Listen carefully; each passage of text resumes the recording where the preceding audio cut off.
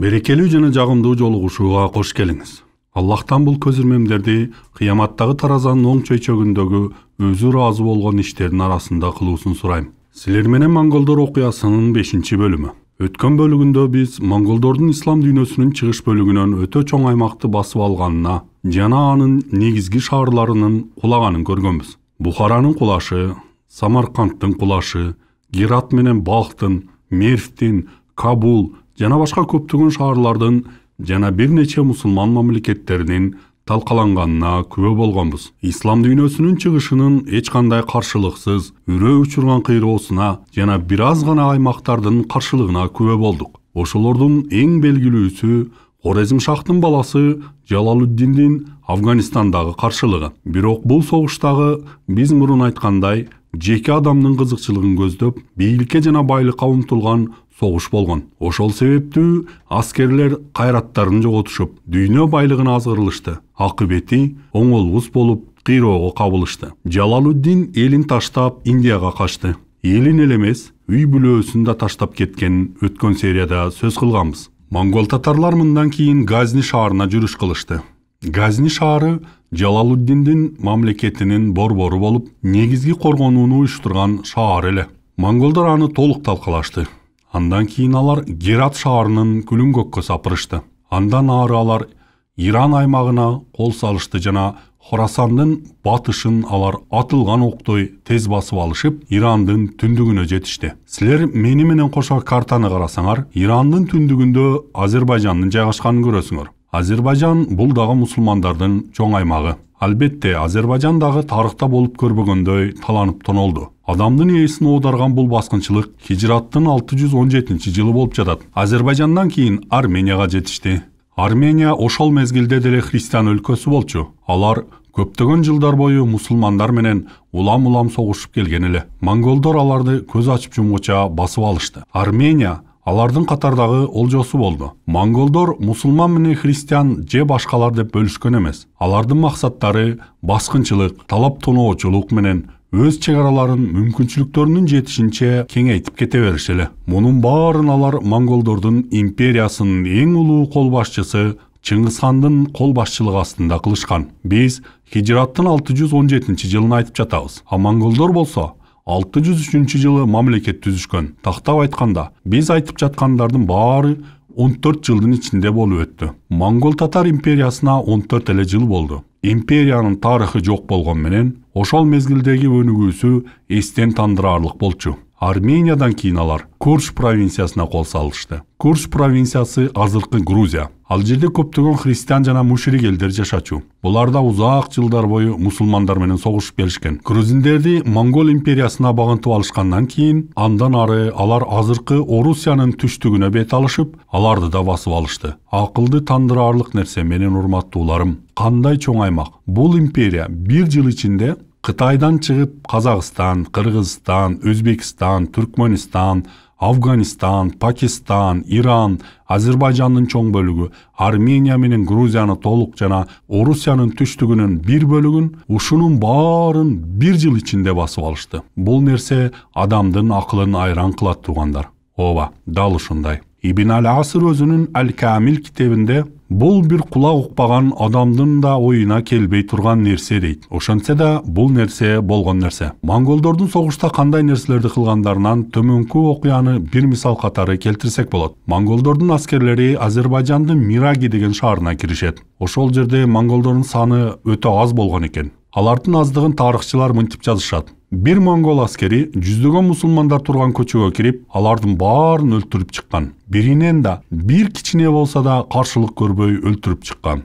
Бул нерсе мусулман коомчулугунун кандай абалга түшкөнүн көрсөтүп турат. Бул акыбал ислам үммөтүнүн карапайым адамынан башкаруучуларына чейин, ислам армиясы болсун, жөнөкөй адам болсун, ар бирине тиешелүү болчу. Коом кандай болсо, башкаруучулар ошол коомдун табигый натыйжасы же көрсөткүч экендиги эч кимге талашсыз болсо керек. Ошол үммөттүн башына келген кыйын кезеңде элдин абалы кандай болсо, анын башкаруучулары да ошондой акыбалда эле. Ооба, кимдир бирөөдө суроолор пайда болушу мүмкүн. Бардык болуп жаткан нерселер кандайдыр бир себептердин натыйжасы болуш керек. Биз мурунку бөлүктөрдө күнөөлөр менен ислам үммөтүн каптаган бузукулуктарды, ысырапкерчиликти, аскерлердин согушка даярдыгы жоктугун жана башка көптөгөн себептерин айтканбыз. Биз эми сиздер менен бирге кийинки 618-жылды сөз кылсак, ошол мезгилдеги мусулман коомчулугуна мүнөздөмө бере турган кээ бир нерселерге байкоо жүргүзсөк. Хижраттын 618-жылы монголдордун мусулман жерлерине басып киргенине толук 1 жыл болду. Биз адамдын акылын айран кылган бир көрүнүшкө күбө болобуз. Бул көрүнүштү биз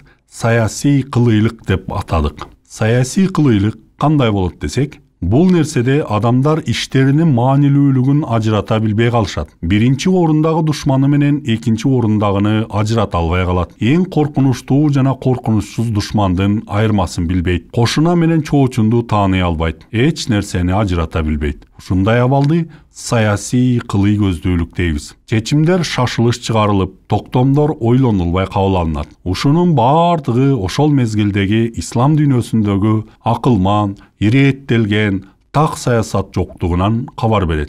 Буга мисал катары Хижраттын 618-жылы болгон окуяны айтсак болот. Мусулмандардын эмирлеринин бири Мосулдун эмири Ашраф бин Ибн Ал-Адил деген болгон экен. Булардын баардыгынын аттары Адил, адилеттүү, Ашраф эң урматтуу, Насыр, күрөшүүчү, бүт баарынын аттары шаңдуу, шарапаттуу болгон. Бирок бул аттардын баары маанисин жоготкон. Алардын жашоодо эч кандай таасири тийген эмес. Ошентип ал эмирлердин бири грузиндердин алсырап калганын байкайт. Ал алсыроо монголдордун Орусияга болгон чабуулунун натыйжасы болчу. Орусияда монголдор бир жолу жеңилүүгө душар болушкан. Аларды булгар урлары жеңген болчу.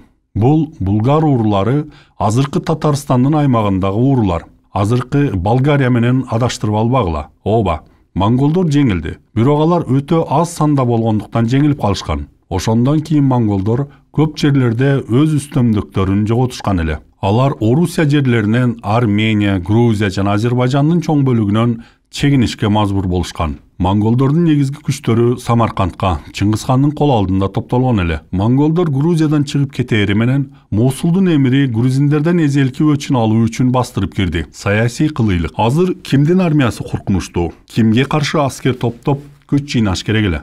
Грузиндер менен согуш үчүнбү же монголдорго каршы турганыбы?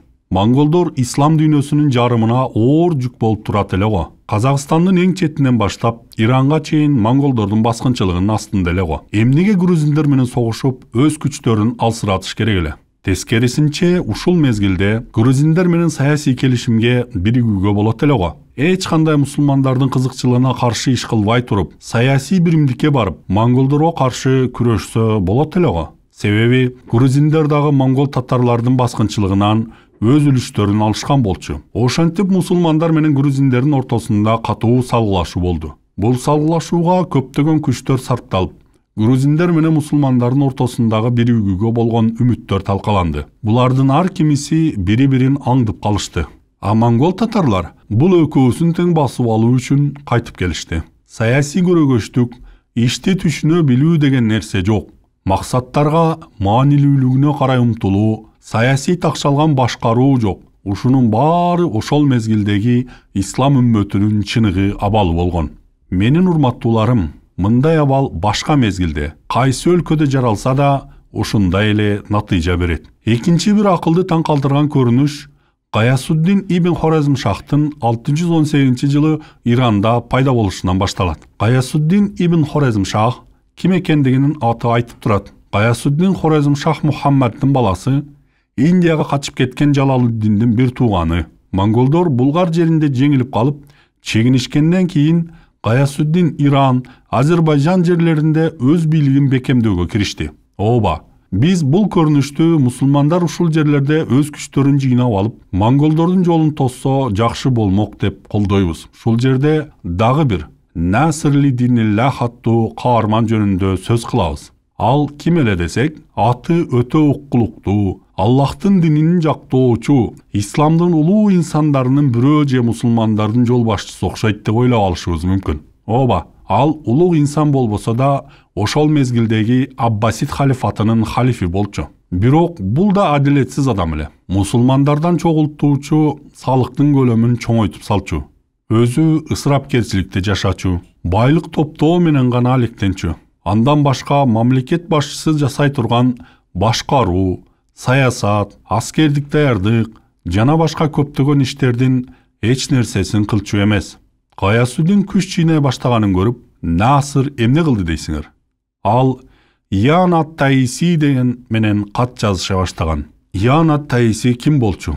Ян ат-Таиси Гаязуддиндин абасы эле. Насыр-лид-Дин-Аллах Ян ат-Таисини Гаязуддинге каршы үндөп, ал Гаязуддин менен согуша кетсе, халифага аскер жана байлык менен көмөктөшөрүн убада кылган. Субханаллах. Гаязуддин кайсыл жерде экенин картадан карасак, ал Ирандын аймагында турат. Ошонусу менен ал монголдордун аскери менен Аббасид халифатынын ортосундагы тосмонун ишин аткарып жатат. Эгерде Гаязуддин жеңилип калса, монгол аскерлери Аббасиддердин чек арасына кирип келип калат. Бирок халиф бул жөнүндө ойлогон дагы эмес. Дагы бир биз айткан саясий кылыйлык. Ал болсо Ян ат-Таисини Гаязуддин менен согуштурганы чагымчылдык кат жолдо отурат. Ал эмнеге антип жатат десек, илгертен эле Хорезмшах менен Аббасид халифатынын ортосундагы атааңдашуу болуп келген. Эми болсо Гаязуддинди үй бүлөсү менен бир отоло жоготуп, ошол өчүн алганы жатат. Бул ой Гаязуддиндин абасы Ян ат-Таисиге жагып калды. Ал чындап эле айланасына бир топ кишилерди топтоп, тентип жүргөн аскер топторун жыйнап, жана да жалданма аскерлерден бир канчасын жалдап алып, Аббасид халифаты берген акчага кадыр эсе аскер топтоп, өзүнүн тууганы Гаязуддинге каршы согуш баштап жиберди. Бул согушта көптөгөн мусулмандар кырылып калышты. Соо адамдын оюна келе турган иш ушул. Мусулмандын колунан өлө турган мезгил азыр.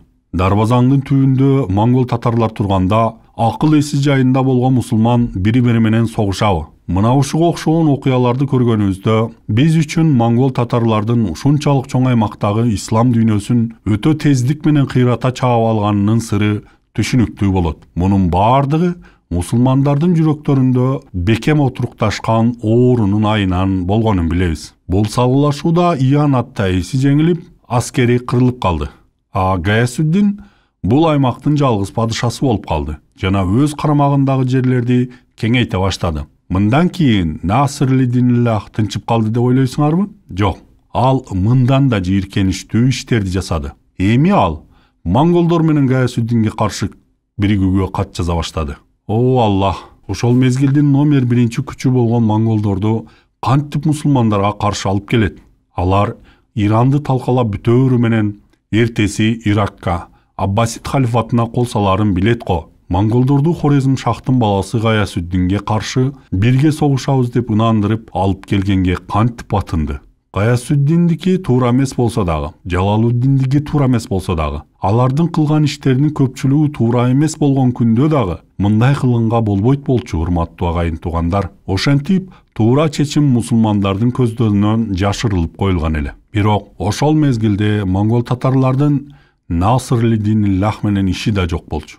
Алар Булгар жеринде жеңилгенден кийин аскерлеринин катарын толуктап, башка аймактарга боло турган жортуулга өз күчтөрүн чыңдоо менен алектенип жатышкан. Ошон үчүн алар бул чакырыкка жооп кылган эмес. Хорезмшахтын уулу Жалалуддин эсиңерде барбы? Ооба, эсиңерде болсо керек. Бир нече жыл өткөндөн кийин ал да кайтып келген эле. Ал хижраттын 622 жылы иниси Гаязуддин Иранда ийгиликке жеткенден кийин кайтып келүүнү чечкен. Келгендеги максаты атасынан калган мамлекеттен өз үлүшүн алмак эле.